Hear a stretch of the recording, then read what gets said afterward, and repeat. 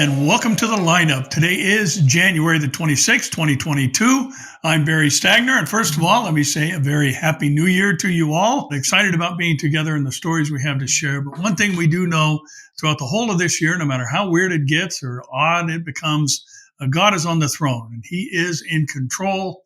And that's what this program is all about, reminding us that there is one who sits over the circle of the earth, who rides the clouds, who names and numbers the stars, who spans the universe with the tip of his finger to the top of his thumb and measures it through that span of his hand. This is who we serve. This is who we are talking about each and every week. And also, let me just give you a quick reminder. Had a lot of questions about what's going on in Israel. And I think if any of you have been watching, they've lifted basically all the limitations on travel. And I've had just a multitude of questions about proximity, which is coming up on January 29th. And our host church again this year will be Pastor Bob Copany and Calvary Chapel East Anaheim. And just to answer the big question, yes, Amir is coming. He is going to be there live and in person. And we will be working our way through the day together with myself, wonderful brother, Pastor Michael Lay, the operations manager of Behold Israel. And Pastor Jack Hibbs has graciously agreed to join us again this year. And kind of crazy, I just so appreciate Pastor Jack. He's got an event going on at his own church that day, but he wants to come be a part of things at Proximity. And we're always blessed by his presence and the message he brings. So he'll be joining us as well. And then, of course, as I mentioned, Amir is going to be there. And also, I'd like to ask you a favor. And I know many of you are followers on Instagram and Facebook and Telegram. But I'd ask a favor, especially for those who follow on Facebook. Throughout this whole thing, the most crazy, bizarre thing, we've all, Pastor Jack, myself, Amir, many others, have been restricted because of our comments regarding where the world is headed and all of that. But it was interesting. I was teaching through the book of Galatians, and I was teaching a message which was thematic of the book of Galatians, titled The Law and Grace, and just basically making a comparison between, the age of the Old Testament and the New Testament and the basic things that are covered there in Galatians. And I was notified by Facebook that I didn't meet their community standards by teaching about the law. And that was kind of a buzzword for the previous president and lawfulness and all these other things. So my page has just been, even having hundreds of thousands of followers, just a handful of people see anything that I put up or broadcast. So I would appreciate it if you would go there, and when you see something that's posted, first of all, follow the page, and make sure it's not my personal page, which has the limitation of 5,000 friends and all that stuff, but it's my public figure page, and I don't really do anything on the personal page. Because everything goes out to the public figure page, but I have to keep the personal page because that's what everything else is built on. So to restrict my page means they've restricted Calvary Chapel Tustin's page, all the sub-ministries of Calvary Chapel Tustin, anything based upon my name. So I would appreciate it if you would go there and like the page, first of all. And secondly, share anything and everything that comes up. It's all biblical, and help us get the word out. And I say this because of proximity. We've been trying, we don't use radio or any of those other things. Our advertisement to let people know Proximity is coming up is exclusively through social media. And because Facebook also owns Instagram, we're unable to have many people see what we put up there as well. So the way to beat them at their own game is to share. So I'd encourage you, go to my Facebook page or Instagram page and share about Proximity. And the conference it's just going to be a great day. Our theme this year is holding fast. And we do need to do so in these last days, but we also need to remember whom we are holding fast to. And we'll talk about that throughout the day. So I encourage you once again, go to my Facebook page, follow, and share, especially about Proximity. Where, the conference is filling up nicely, don't get me wrong, but it's rather frustrating to have so many things stifled because of these nonsensical fact checkers who wouldn't know a fact if it hit them in the face. And even as we've talked about recently in court, admitted that their fact checkers are just offering their own opinion based on their own research, has nothing to do with facts whatsoever. A fact we already knew. So with that, let's jump into our stories. We've got a trio of stories. We're going to start start with and then make a point about them.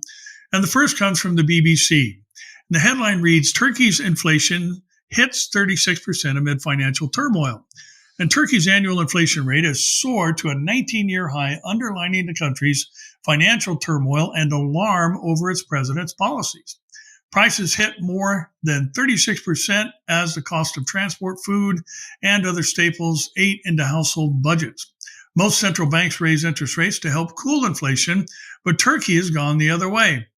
It has met the collapse in the value of the lira as Tayyip Erdogan prioritizes exports over currency stability, and the lira shed 44% of its value against the dollar last year and fell another 5% on Monday before recovering to trade flat. The drop in the lira has made the price of inflation fueling imports more expensive, ranging from energy to many of the raw materials Turkey's manufacturers turn into exports. Mr. Erdogan has described interest rates as the mother and father of all evil and has used more unorthodox policy to try to dampen prices, including intervening in foreign exchange markets. In a speech on Monday, he said Turkey was going through a transformation in economy and rising to the next league. In other words, rampant inflation is good. He said the nation is reaping the fruits, especially in exports, of our country's efforts and hard work in the past 20 years to bolster our foreign trade. I don't think the man on the street is going to have that same opinion of where things are, and certainly not of where they're headed. Now, kind of a sub-point to the point we're going to get to in a moment is that, we know in the last days, delusion is going to be rampant, and those in places of power are no exception. As a matter of fact, they seem to be where some of these delusions are being manifested more greatly. People who basically are trying to destroy their own countries and touting that they're doing what's best for them instead. Now, our next story comes from the Associated Press. Lebanon currency slumps to a new low as economic crisis deepens. Lebanon's currency hit a new low on Tuesday, sinking to 30,000 pounds to the dollar on the black market as an economic meltdown continued with no solution in sight. The black market value fell to 20 times lower than Lebanon's official rate, dating back to the start of the economic crisis in late 2019, likely throwing more people into poverty. The Lebanese currency was pegged at 1,500 pounds to the dollar for 22 years until decades of corruption and mismanagement led to the country's worst economic crisis in modern history, starting in October of 2019.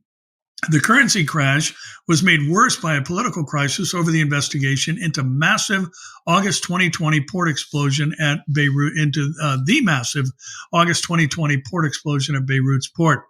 The government has not held any meetings since October 12th amid calls by some groups, led by militant Hezbollah, to remove the judge leading the investigation, describing him as biased and politicized. The World Bank has described Lebanon's economic meltdown as one of the worst in the world, get this, since the 1850s. Now, one more story and we'll pause and make a point. This comes from 7 News out of Australia. The headline reads, Meat industry warns food shortages imminent unless workers can access rapid antigen testing.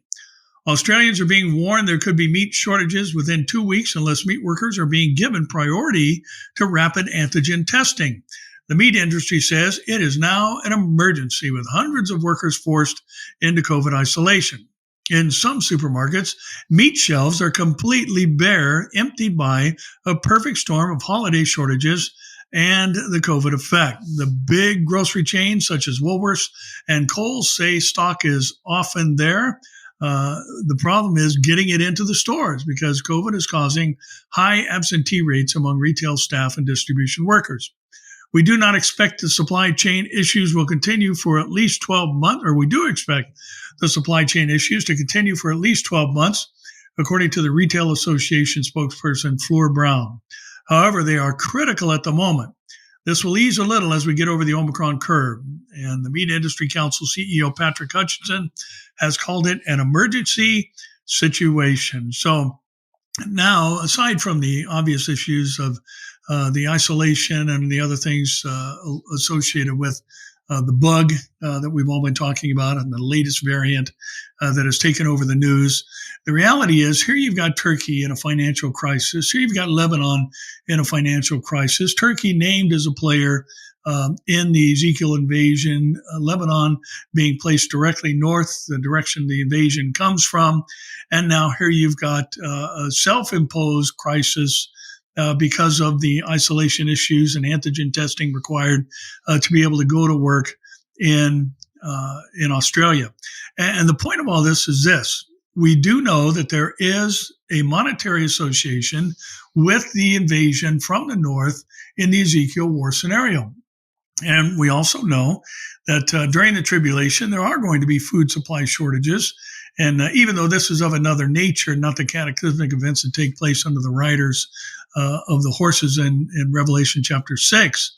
But the truth is, here we have the economy taking center stage and players who are going to play a role, or at least in the directional sense. And Lebanon may not be named in the Ezekiel war scenario, but most believe, and it's true of Hezbollah for sure, but some say even of the whole country, that they're simply a proxy nation for the Iranians. And the Iranians are very definitely named under the title Persia in the Ezekiel war scenario. So here you've got countries collapsing economically, and yet Israel is thriving economically. Even in the midst of the pandemic, we know that they are basically wide open now and are even opening, I believe, next week to tourism once again.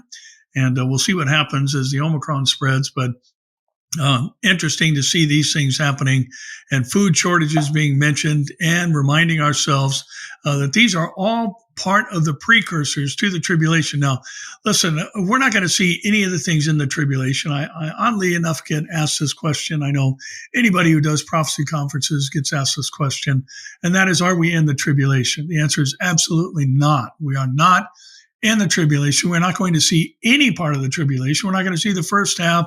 There's no pre-wrath rapture or any of these other things. The rapture biblically will take place prior to the tribulation, because after all, the whole thing is the 70th week of Daniel, God dealing with the nation of Israel.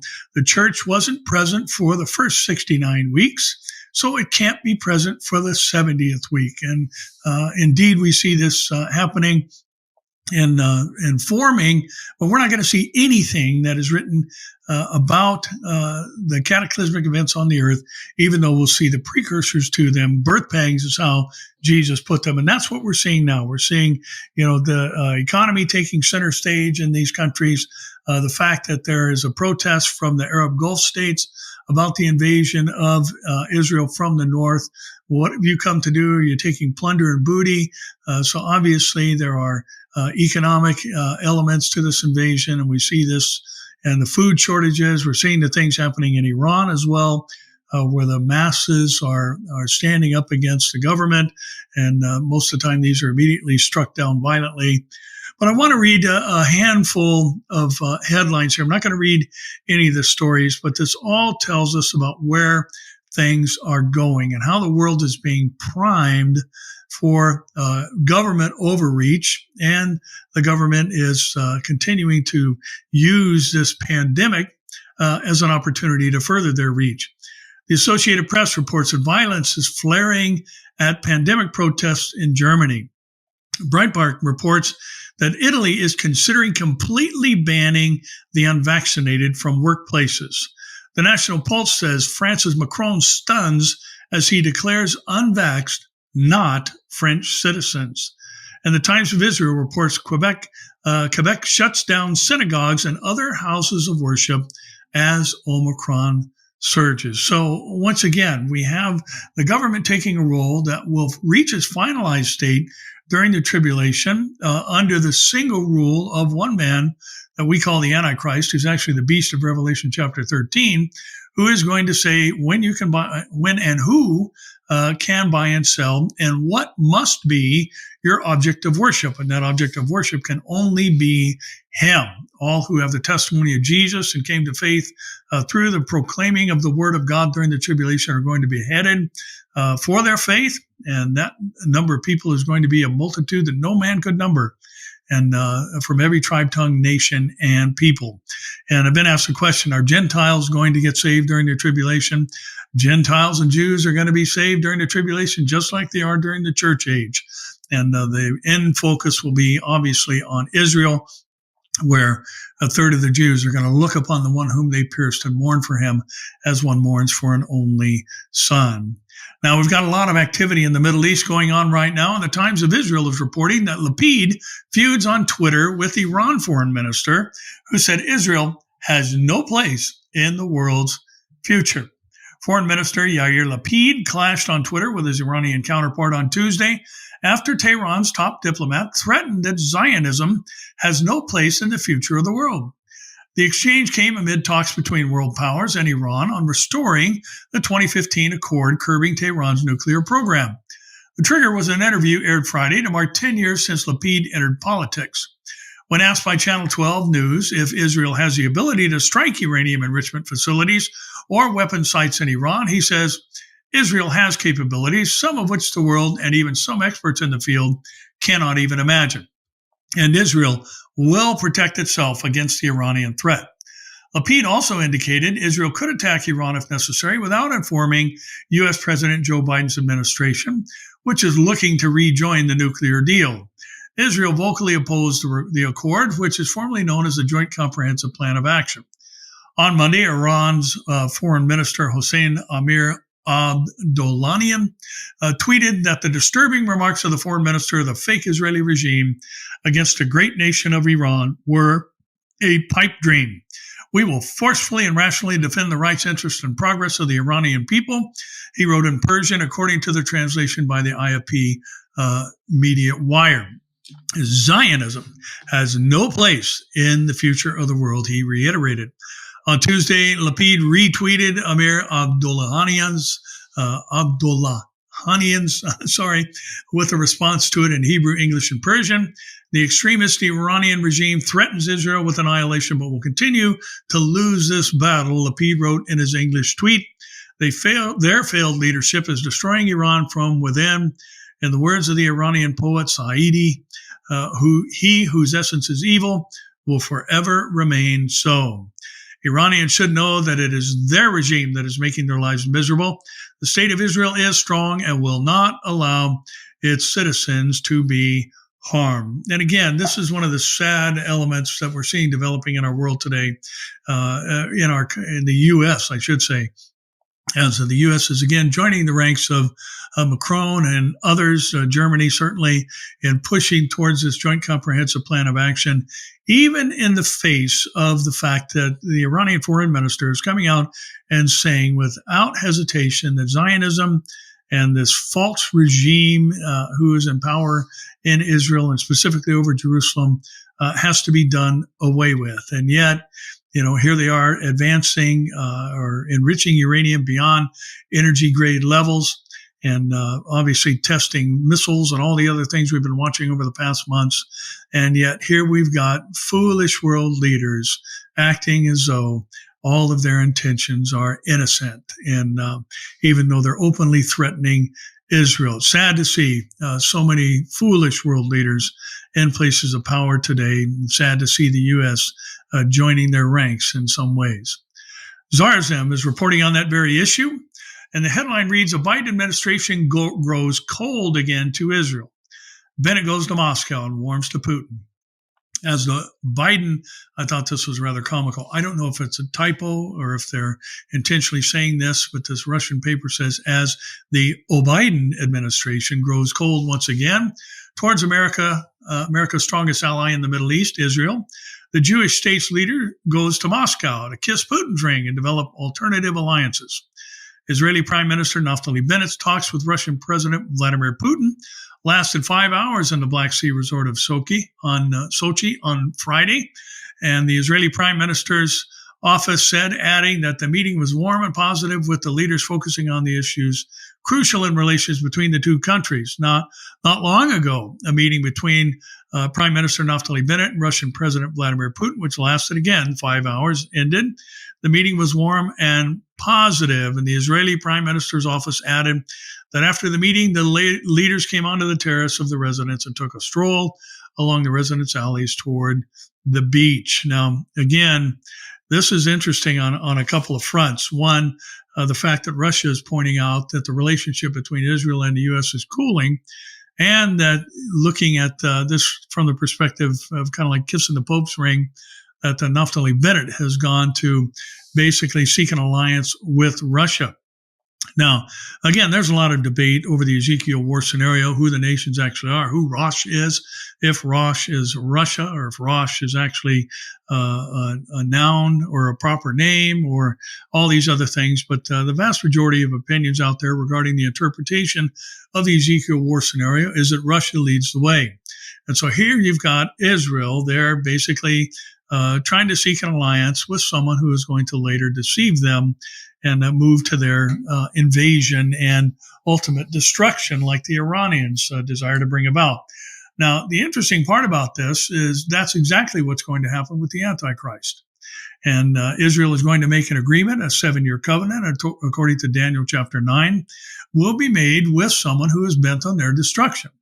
So it's not unusual to see this type of posturing prior to the tribulation period, and just kind of the proverbial greasing the skids, at least mentally and diplomatically, for that very thing that's going to happen after the rapture of the church. There'll be a 7-year agreement made with the Antichrist, and that will solve the Middle East crisis, so to speak, and also allow the Jews to rebuild their temple. So interesting to see this type of approach being made, and sad to see what Zarzem is reporting at its headline is that the relationship between Israel and the U.S. is cooling. Now, let me just say this. The United States is not mentioned in the Bible. And I know there are some who try and make an association between the young lions in the Ezekiel war scenario. But these are the young lions associated with the protesting nations. And some say, this talks about Great Britain and the United States being a young lion, a lion cub born out of Britain, and all these other things. But, it's kind of tough to make that assumption, because there's lots of nations that have had the lion as their national crest. I mean, the Babylonians used the lion as well. So interesting, but what we do know is that the United States is absent from biblical prophecy, and it seems as though these overtures of deception are being made on the part of the Israeli-Russian relationship that just basically, again, shows us that deception of Israel is going to take place during the tribulation, and this world leader makes a 1 week or 7-year covenant with the Jews, and they buy it. Now, the Jewish News Syndicate is reporting that the U.S.-Israel gaps on Iran remain very large. And the U.S. wants to safeguard a fictitious picture of progress towards a diplomatic deal at any price, according to former National Security Council head Jacob Nagel. He says that, noting that the resulting agreement would likely be very bad. While Israeli observers have noted and that the U.S. are not on the same page when it comes to how they believe the world should deal with the Iran nuclear program. Washington's struggle to meet Israeli requests to move up the delivery of defense procurements has nothing to do with the divisions over Iran, a former defense official said. Brigadier General Professor Jacob Nagel, acting National Security Advisor to former Prime Minister Benjamin Netanyahu and the former head of Israel's National Security Council, told the Jewish News Syndicate, to the best of my understanding, Israel and the U.S. are holding an open dialogue on many issues, including the Iranian issue. And the dialogue is seeing many messages exchanged, and the gaps between the sides are open and on the table. Not everything can be agreed upon. And in the case of the Iranian issue, the gaps are very large. And again, that, obviously this is talking about the ability for Israel to purchase weapons and weapons technology and parts for their own weapons, including, the fighters that they purchase from the United States and the parts to maintain them, and all these things that are necessary in that relationship. Basically hanging in the balance is what's being implied here, even though the statement was it's not holding anything up. But again, it's just so sad and bizarre at the same time to see that there are huge gaps between Israel's perception of Iran and the U.S. administration's perception of Iran, especially when Iran says there's no place for Israel in the future of the Middle East. I mean, what is there to interpret? What is there to understand? How can you spin that in a positive way and say, well, the Iranians' intentions are this or that? And when they've made no bones about the fact that the destruction of Israel is their goal. And what's even more foolish is that the Iranian regime calls the U.S. the great Satan. They'd like nothing more than to see the United States destroyed. And yet we've got such a foolish administration who's trying to act as though it's all going to work out. It'll all be good in the end. Now, here's another couple of stories I think that are interesting that kind of play into that precursor role during the tribulation period and what will be fulfilled, I should say, during the tribulation period. This one comes from the Business Insider. And we've all been watching what's going on in Kazakhstan and the fuel prices and all the things happening there. Again, another economic related story. But Kazakhstan shut down the internet as violent fuel price protests rocked the country and forced out the government. NetBlocks, a website that monitors internet around the world, said Wednesday that Kazakhstan was in the midst of a national-scale internet blackout. Many of the country's news websites were not accessible on Wednesday, the AP reported, and protests started in one of the country's provinces on Sunday and have since spread nationwide, resulting in government resignation, an insider's Bill Bostok reported. Kasim Jomart Tokayev, Kazakhstan's president, accepted the government's resignation on Wednesday, Reuters reported, and videos showed protesters throwing projectiles at armored vehicles and forcing them to turn back. The protests were sparked after the government removed the price cap on liquefied petroleum gas, resulting in a price surge. The president reversed the price rise on Wednesday, according to Reuters. So again, one of the things we've talked about before, especially in the realm of socialism and communism, is the necessity to control the narrative, to be able to shut off the information flow or manipulate the information flow. And isn't it a bizarre thing that for those of you who've been around for a little while like me, what is the internet would be the question from 35 years ago or less, actually. And a smartphone, what's a smartphone? And what, even I think when the first computer was invented, the world demand was estimated to be maybe half a dozen. That's all we're going to need. Now here, everybody's got a more powerful computer than the first computer in their hand, or just about everybody has them in the form of a phone or an iPad, and certainly all the computers and devices like many of you are watching on right now.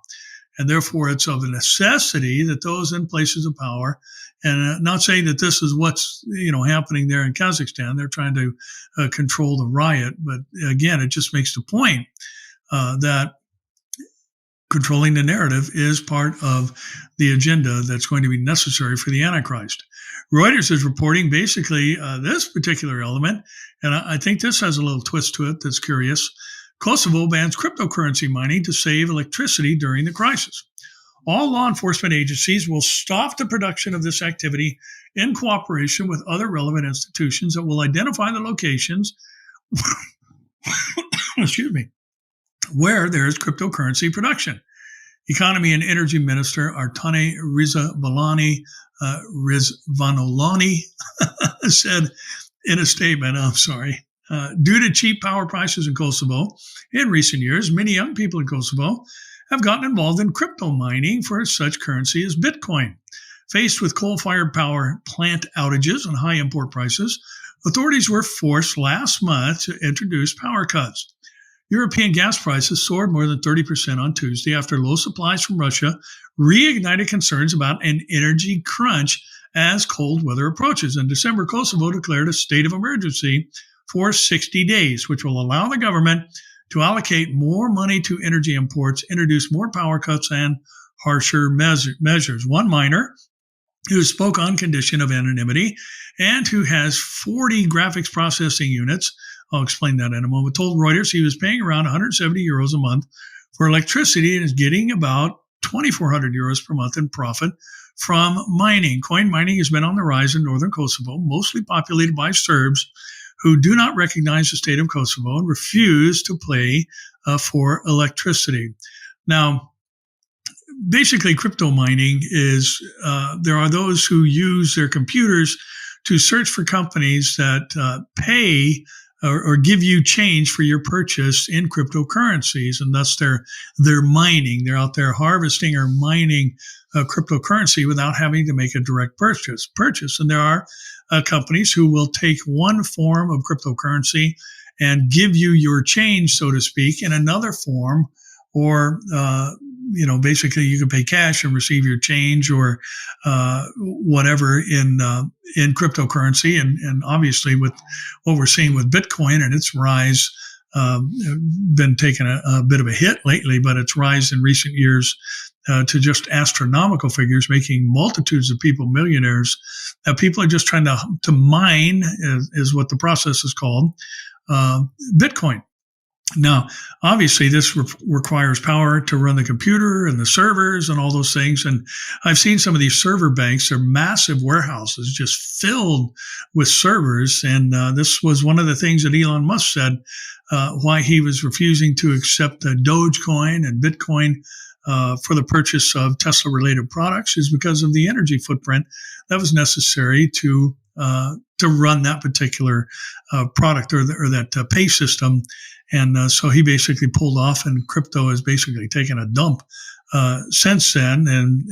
But that's really what crypto mining is all about, just trying to make money by getting your change from your purchase in cryptocurrency, which is a market that moves constantly and it has the potential to make, as we mentioned a moment ago, make people wealthy. So, and the bones of this story, and why I wanted to bring this up, is because what's happening there? Buying and selling is being limited by a government. And this is exactly what is going to happen. We know during the tribulation period, you're going to have to take a mark in order to buy and sell or conduct business. And those who do not take the mark will be viewed as enemies of the global governmental system. And as we mentioned a moment ago, will be beheaded by the Antichrist and his regime. So again, the point of this is that this is just normalizing these things. To where something that happens again and again and again, it's first rejected adamantly, and then when it happens again, it's rejected less adamantly, and then it becomes just simply norm. And people may not like it. They may not ever grow to like it, but they just recognize it as a reality, that the government can shut off the flow of information. The government can limit your buying and selling based on whatever it is they're using as a mechanism to do so, be it whether you get the jab, or be it whether it's related to energy and mining for Bitcoin. Now, the Washington Post headline reads, a paramedic stole coronavirus vaccine cards and then sold them to unjabbed buyers, according to prosecutors.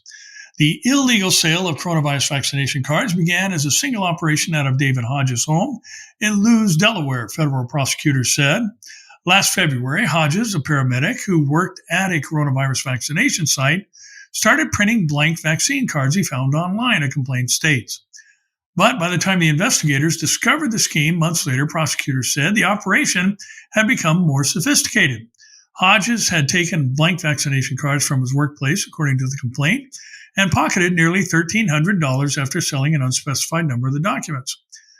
Federal authorities have since charged Hodges with stealing the authentic coronavirus vaccination cards from Dover, Delaware, vaccination site where he worked, and selling them for various fees, according to the criminal complaint unsealed on Tuesday. Prosecutors say he labeled them with real vaccine lot numbers to make the cards appear legitimate. Hodges did not respond to a request for comment when contacted by the Washington Post late on Tuesday. His attorney, Jeffrey Skaggs, described the criminal case as fluid in an email to the Post, but declined to comment further. Now, again, this $1,300, doesn't seem like a lot of money, but it does make the point. And the point is this: as we've been talking about, the vaccine and the jab is normalizing government overreach, and people don't like it and are against it. Our next few stories are going to deal with this issue in pretty significant detail. But the reality is, if you think about this, well, here you can't have people with fraudulent vaccination cards. Think about this: here you're going to have millions, hopefully hundreds of millions of people disappear in the moment and the twinkling of an eye event, which I believe could happen at any moment, perhaps even today. And what's going to be left behind is properties and merchandise and bank accounts and all these other things that basically are up for grabs, so to speak. And so, if you look at this from the perspective of what's going to happen during the tribulation, how do you end fraudulent vaccination cards? Well, you put something under the skin and the hand of the forehead that can't be basically reproduced, and it's attached to that person. So, I've long said this, and I'll repeat it. I haven't said it in a while, maybe haven't said it on this program. But listen, the mark of the beast is not going to be, hey, come take the mark of the beast. That's not going to be the marketing strategy. The marketing strategy is going to be, you know what, let's unify together.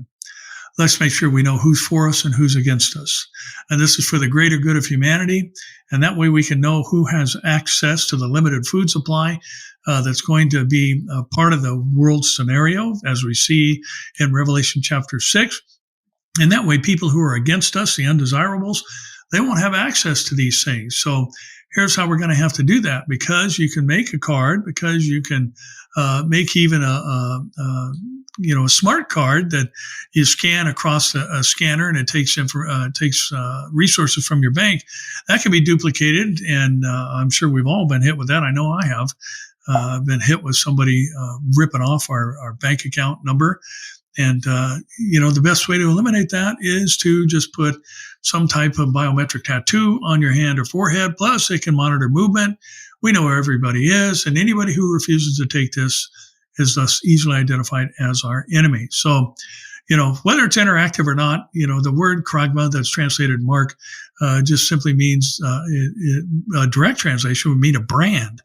And it could be something as simple as that. But there seems to be, because of the beast that has life breathed into it, there seems to be some type of interactive capability to it, to where you actually buy and sell. And we know the technology is present with us today. You simply have to put it as an RFID chip was the favorite candidate there for a while.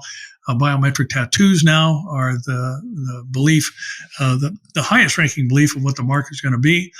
But here's the thing I think we need to remember most of all. We won't have to make the choice. We're not going to be here. The Lord's going to come get us, and we're going to meet him and the dead in Christ in the air and forever be with the Lord. Now, listen to this, and this is going to underscore the fact that we're headed there. The world, I should say, is headed there. Breitbart says, and the headline reads, medical ethics professor on CNN says, penalize unvaccinated Americans, deny them affordable health insurance.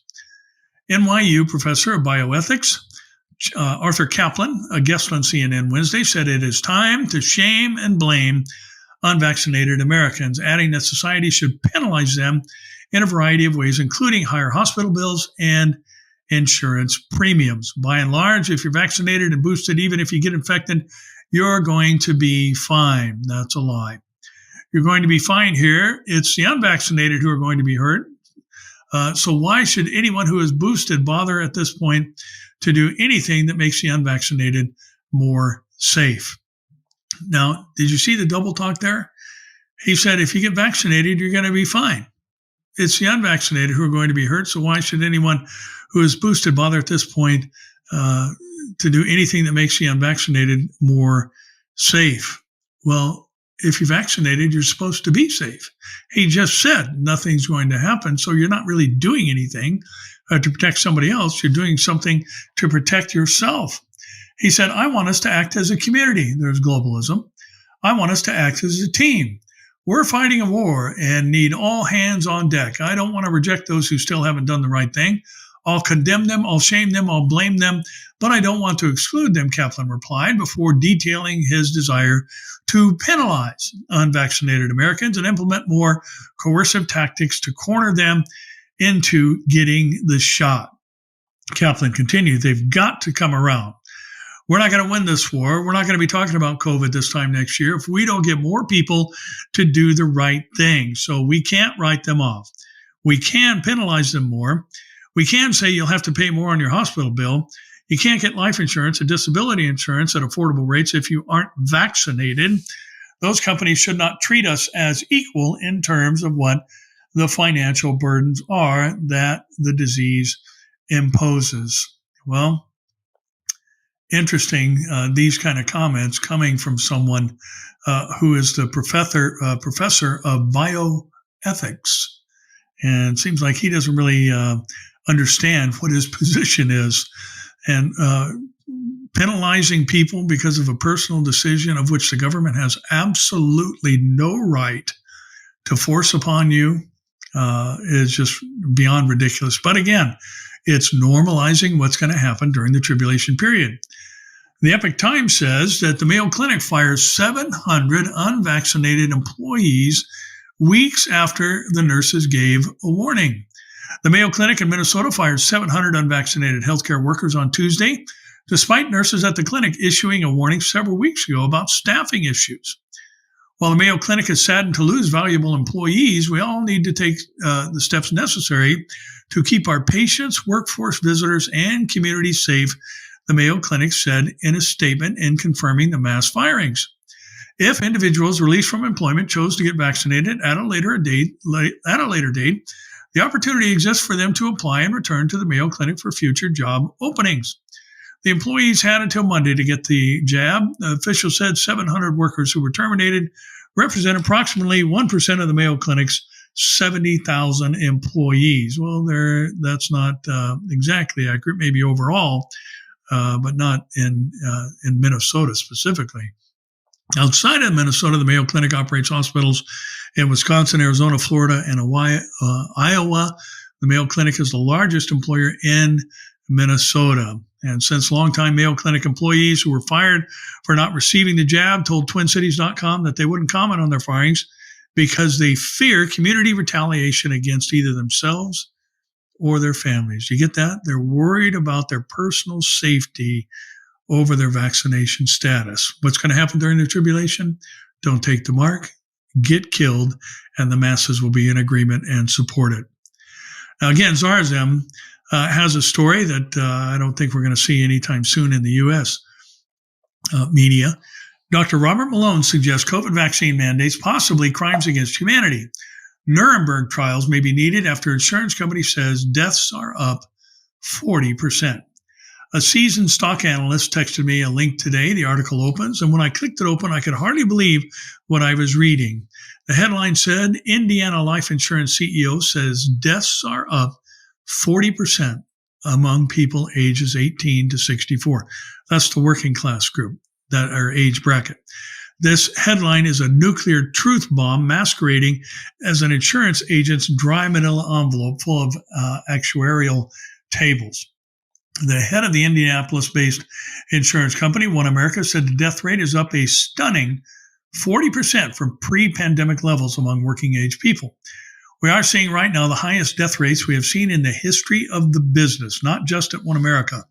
The company's CEO, Scott Davis, has said during an online news conference this week, the data is consistent across every player in the business. One America is a $100 billion insurance company that has its headquarters in Indianapolis since 1877. The company has approximately 2,400 employees, sells life insurance, including group life insurance, to employers in the state. Davis has said the increase in deaths represent huge, huge numbers. And it's not the elderly people who are dying, but primarily working age people 18 to 64 who are the employees of companies that have group life insurance plans through One America. And what we saw just in the third quarter, we're seeing it continue into the fourth quarter. The death rates are up 40% over what they were pre-pandemic. And just to give you an idea how bad that is, a 3 sigma or 1 in 200 year catastrophe would be 10% increase over the pre-pandemic. He said 40% is just unheard of. What is driving this unprecedented surge in all-cause mortality? Most of the claims, now listen close, most of the claims for deaths being filed are not COVID-19 deaths. What the data is showing is that the deaths that are being reported greatly understate the actual death losses among working age people from the pandemic. It may not all be COVID on their death certificate, but deaths are up huge, huge, huge in number. At a minimum, based on the reading, one has to conclude that if this report holds and is confirmed by others in the dry world of life insurance actuaries, we have both a huge human tragedy and a profound public policy failure of the U.S. government and the U.S. Health and Human Services system to serve and protect its citizens who pay for this service. Excuse me. Still got the tail end of the laryngitis going on. So again, I ask your forgiveness there for that pause. So anyway, I read another article basically with One America as the source, or not the source, but the focus of the article. And again, they reinstated the fact that there are just so many other things that are taking the life of the working class citizens in our world today. And the implication was some of them are related to the vaccine. Now, Association of American Physicians and Surgeons says, Biden's bounty on your life, hospitals' incentive payments for COVID-19. Upon admission to a once trusted hospital, American patients with COVID-19 become virtual prisoners, subjected to a rigid treatment protocol with roots in Ezekiel Emanuel's complete live system for rationing medical care in those aged over 50. They have a shockingly high mortality rate. How and why this is happening and what can be done about it? As exposed in audio recordings, hospital executives in Arizona admitted meeting several times a week to lower standards of care with coordinated restrictions on visitation rights. Most COVID-19 patients' families are deliberately kept in the dark about what's really being done to their loved ones.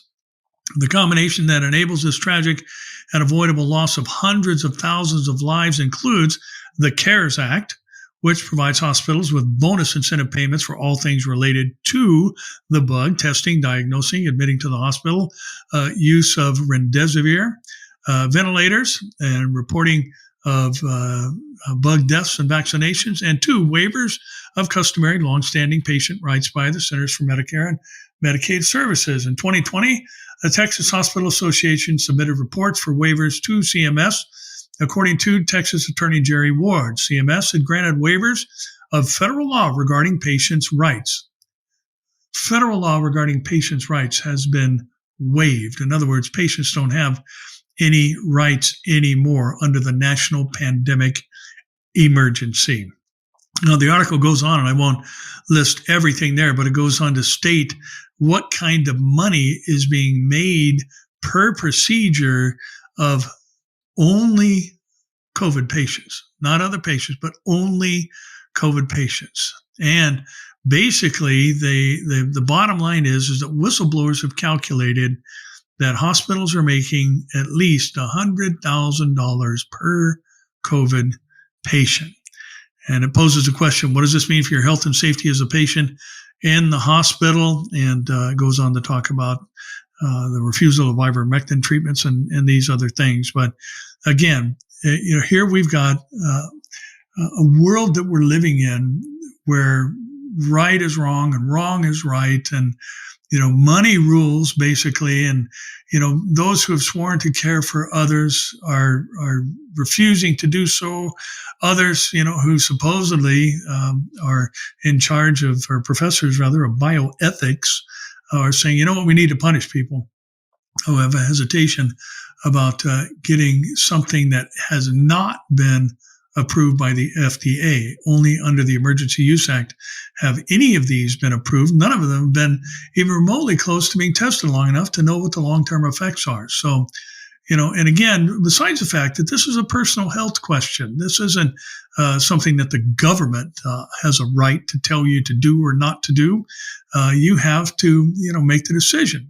This is something that everybody's working their way through together, and to take the rights of patients and citizens away because of something that you yourself as a government official can't back up with facts just tells us that we are very, very close to a do as I say or die type of governmental system, which will be that of the Antichrist. Now, here's another interesting story in a sad way. Alpha News is reporting the largest children's hospital in Minnesota swaps ICU beds for mental health beds. Children's Minnesota, one of the nation's foremost pediatric health facilities, is closing down its St. Paul ICU and opening an inpatient mental health unit. When the COVID-19 pandemic began, Minnesota's public health officials were abuzz discussing ways to increase the state's 500-bed ICU capacity. Now, nearly 2 years later, the state's premier pediatric facility apparently needs more mental health beds than intensive care ones. This comes as a generation of youth are left struggling to pick up the pieces amidst a, quote, new normal, end quote. Children's Minnesota is one of America's largest freestanding pediatric hospitals with the ability to house 380 patients between its two primary facilities in St. Paul and Minneapolis. It is presently getting ready to add 22 more beds designated for mental health patients at its St. Paul location, transitioning the ICU beds over to the Minneapolis campus per the Pioneer Press. According to the science, mental health help for young people cannot come soon enough. Listen to this. Suicide attempts among girls ages 12 to 17 jumped 50% during the lockdowns, according to Pew Research. Surgeon General Dr. Vivek Murthy even issued an advisory in December 2021 calling national attention to sobering statistics about the lockdown's impact on children. Depressive and anxiety symptoms doubled during the pandemic, with 25% of youth experiencing depressive symptoms, 20% experiencing anxiety symptoms, the advisory reads. Also in late 2021, Minnesota's Department of Human Services reported a 30% increase in kids showing up to the ER having mental health crisis. About that same time, Children's opened its first inpatient mental health facility. The health system's recent decision to allocate even more resources towards the treatment of kids with severe mental health issues requiring acute treatment seems to be continued acknowledgement of this problem. Now, listen to this summary. The lockdowns have deprived children of key elements of childhood itself, forcing them to spend years of their lives away from family, friends, classrooms, and play. This, according to UNICEF Executive Director Henrietta Fore. Meanwhile, lockdown critics suggest that subjecting kids to such extreme measures at the price of their mental well-being might not have been worth it. Listen to this, children are not very susceptible to the virus, as evidenced by the incredibly low death rate among young people in Minnesota. Hang on to your hats. 7 people under the age of 20 have died by coronavirus in Minnesota. 7 people. They're destroying the lives of young people by the thousands because of something that has had a tragic impact on 7 lives and families. Listen, things are just getting more and more bizarre by the day. Now, let me point you back in your mind at least to Professor, I'm the voice of reason in this world, the bioethics professor who was quoted on CNN about his, we shouldn't do any favors to the unvaccinated. We ought to punish them. Listen to this from Alpha News. Data from around the world suggests that Omicron favors the fully vaccinated. Robert Koch Institute report released on Tuesday found that 95.58% of the Omicron cases in Germany are fully vaccinated, including 28% who had received a booster. Only 4.42% of the Omicron cases in Germany are amongst the unvaccinated. Reportedly, 71.1% of the total population is fully vaccinated in Germany. In Israel, 61% of the cases for the week ending December 25th were boosted. Another 18% were fully vaccinated. Only 19% of the Omicron cases in Israel were amongst the unvaccinated. And now COVID, this is interesting. Coronavirus has reached remote Antarctica, striking most of the 25 Belgian staffers at a research station, despite all of them being fully vaccinated, passing multiple PCR tests, and quarantining before arrival. 2/3 of the researchers working in Belgium's Princess Elizabeth Polar Station have caught COVID, the Daily Telegraph reported, proving there's no escape from the global pandemic. None of the cases are severe because they're all Omicron. According to the Telegraph, there are 2 emergency doctors at the station monitoring the situation. All 25 researchers were fully vaccinated. 1 had a booster shot before leaving for the station. They all underwent a PCR test in Belgium 2 hours before flying to South Africa. In South Africa, they quarantined for 10 days took another PCR test. A further test was taken when leaving Cape Town for Antarctica, and a final one 5 days after they arrived. One person tested positive 7 days after arriving at the station on December 14th.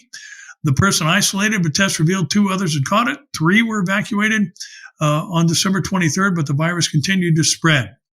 Belgium's Polar Secretariat will not allow any new arrivals until the virus dissipates, and has decided the research session will be shortened, according to the Telegraph. So, isolated, vaccine, boosted, isolated, vaccine, tested, still got it.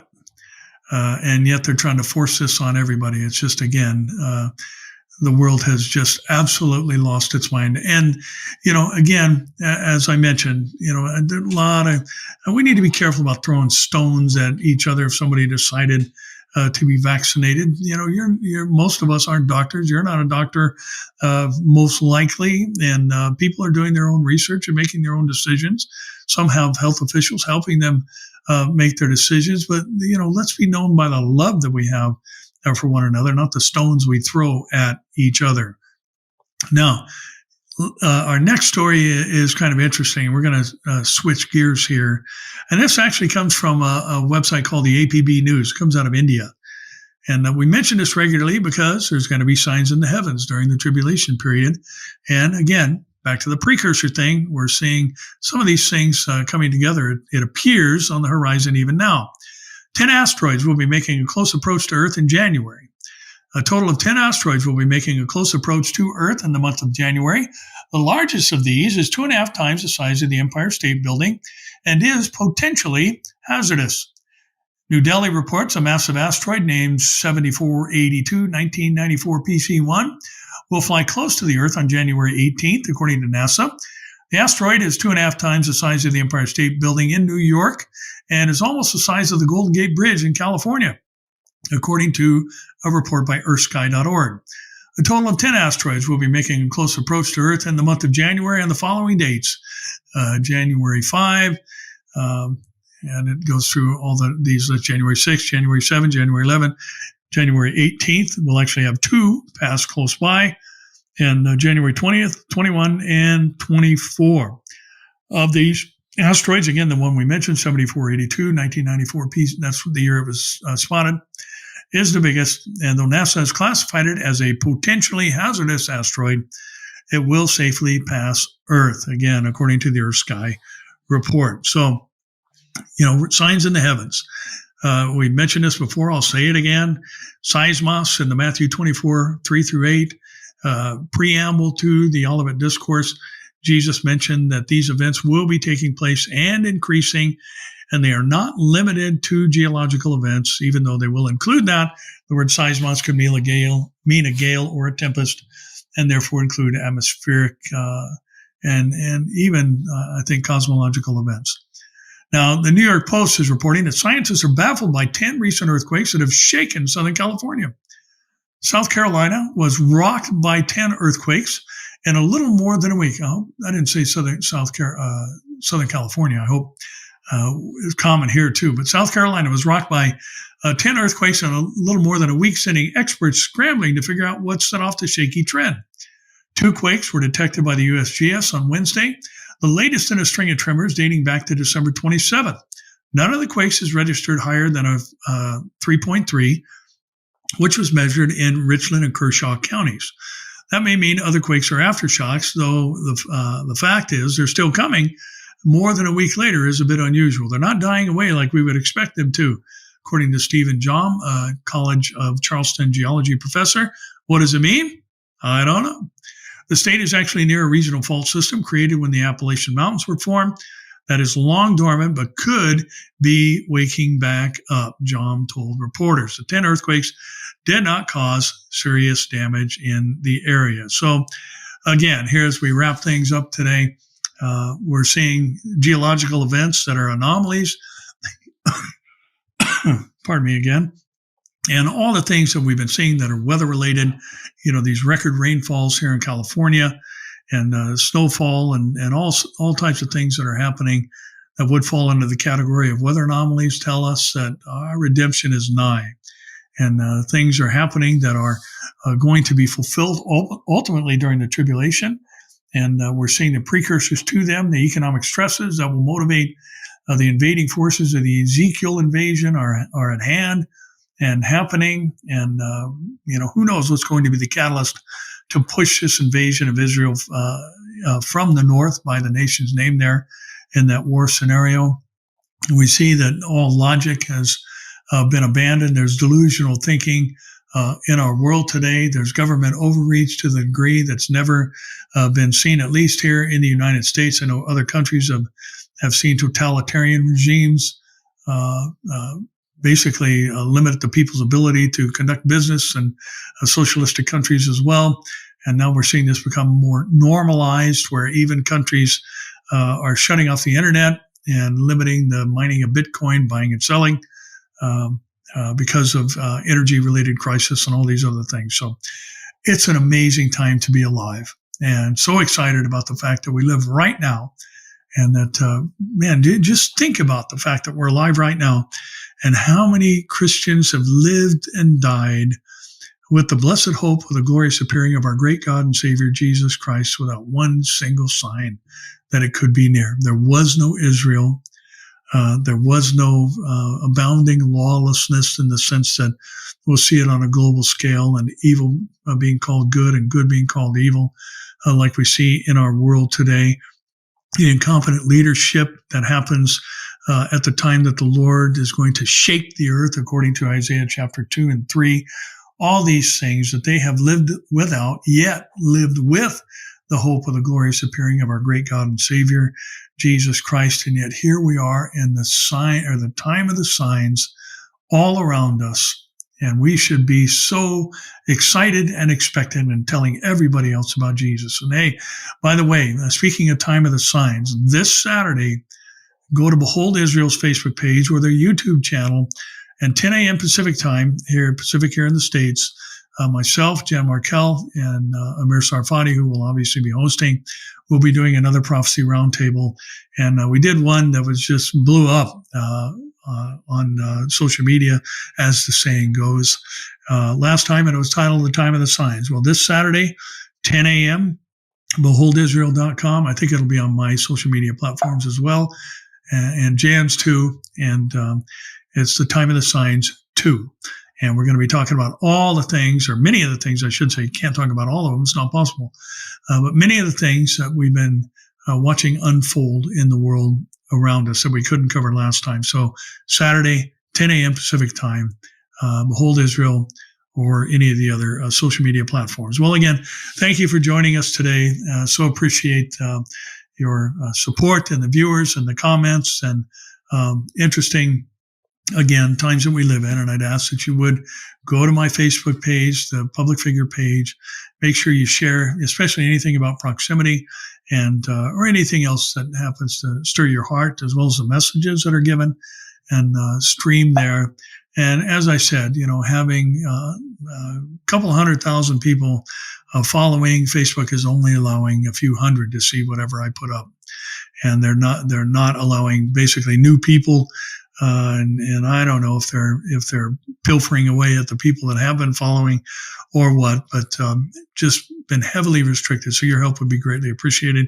You can follow on Telegram and Instagram too, if you so choose. So with that said, that's it for this week. So you know what's coming. We'll see you here, there, or in the air. God bless you.